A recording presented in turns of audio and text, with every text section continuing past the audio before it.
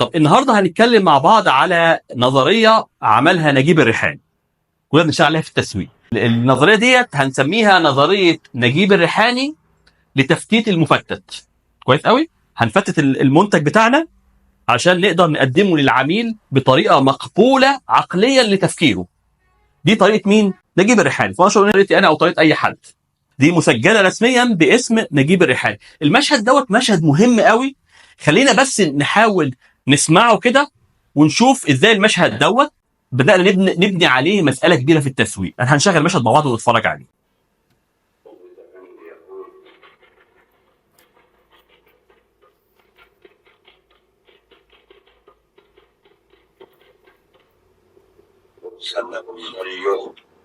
الراجل بيقول ان هو في فاتورة تتبعت له قيمتها كام؟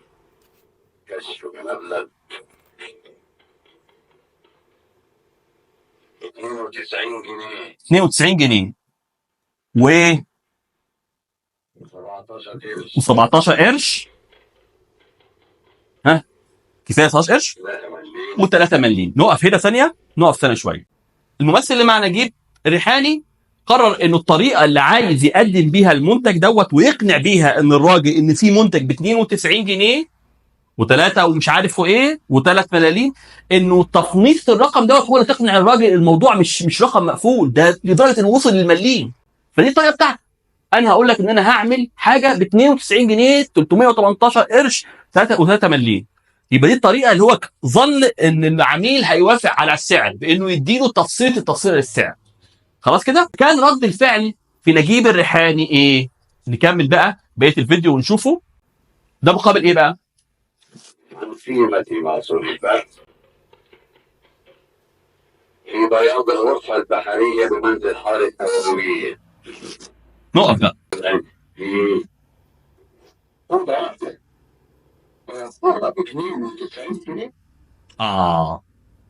هو قال له طريقتك كانت غلط. الراجل هيفكر اوضه واحده تكلفتها 92 جنيه 300 مش عارف وايه و3 مليم. الطريقه دي ما تنفعش لاقناع الراجل لشراء المنتج، لانه الرقم مبالغ فيه جدا جدا جدا، لانه استخدم حاجه اسمها الرقم الكلي. اما جه يسوق التسويق قال له الفيلا ديت ب 200 مليون جنيه. الطريقه دي كانت غلط، لان الراجل هيفكر 200 مليون عشان الفيلا. شوف بقى نجيب الريحاني قال له ايه. ايوه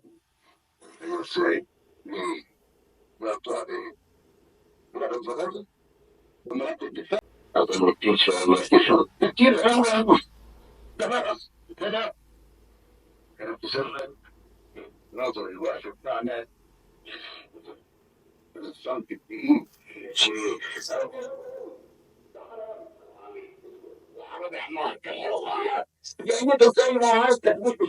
نقف بقى هنا. هنا بقى نجيب الريحاني الله يرحمه هيقول نظريته اللي احنا بنستخدمها في التسويق. قال له انه طريقه العرض للرقم بتاع السلعه ما يكونش بالطريقه ديت، لانه الراجل في النهايه بينظر لايه؟ بينظر للقيمه النهائيه الكبيره 200 مليون جنيه لشراء فيلا في الساحل.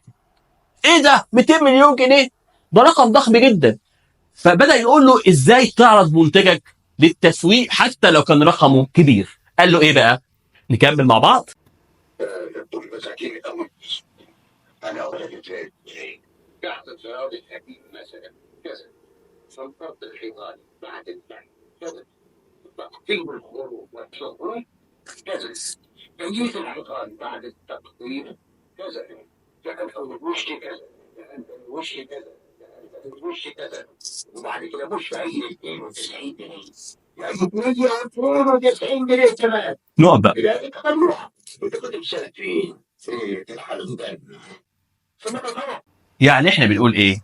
عشان نقدر نوصل الفكره للعميل على سعر منتج معين، احنا لازم ما نقولش الرقم المجمل مره واحده، لانه اول حاجه هتيجي في دماغ الراجل اللي هيشتري منك انه ده رقم كبير جدا 200 مليون جنيه.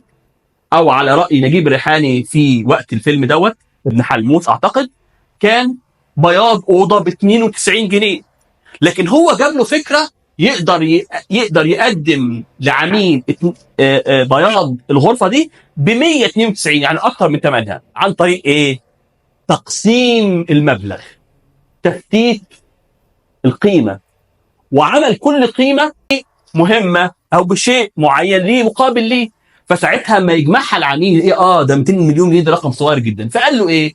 قال له هنكحت الاول الوش الاولاني بكذا،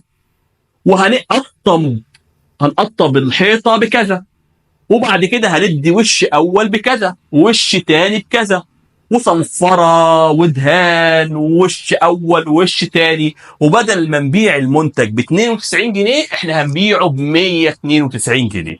كده العميل هيعمل ايه؟ هيبدا اولا يشوف ارقام صغيره، مش هيشوف ارقام كبيره، وهيشوف منطق في تسلسل الارقام.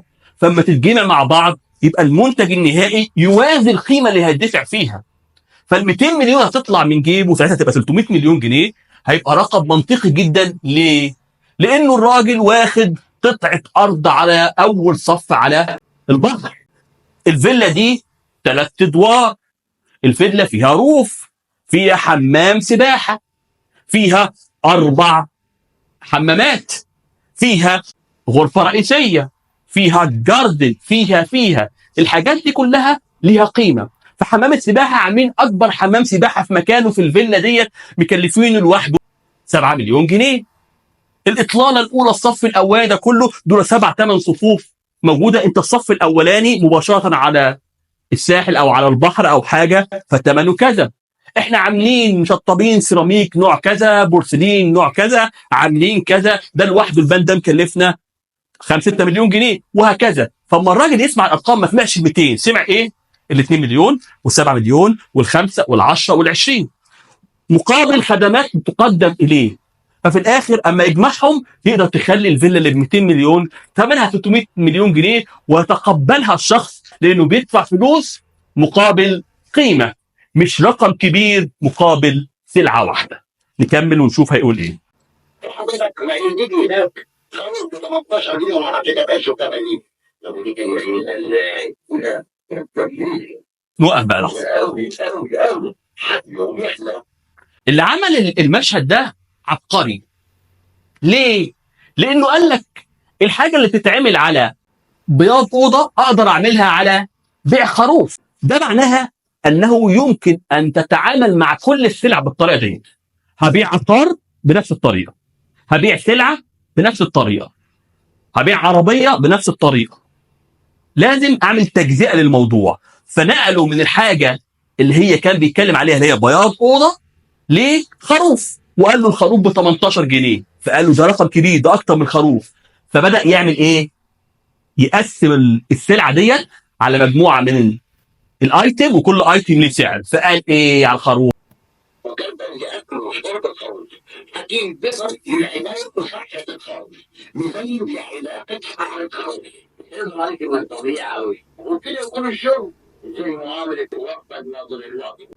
يبقى ما نكونش ابدا زي ناظر الوقف المغفل اللي بيبيع الحاجه على انها منتج واحد او سلعه واحده، وعايز تقول للعميل انها ثمنها 200 مليون جنيه، وانت تقول ده ثمنها 200 مليون جنيه، ده الفيلا اللي جنبك او في الكومباوند اللي جنبك او في منطقه جنبك 300 مليون جنيه، وانت فاكر ان دي طريقه سهله في التسويق. وده خطا.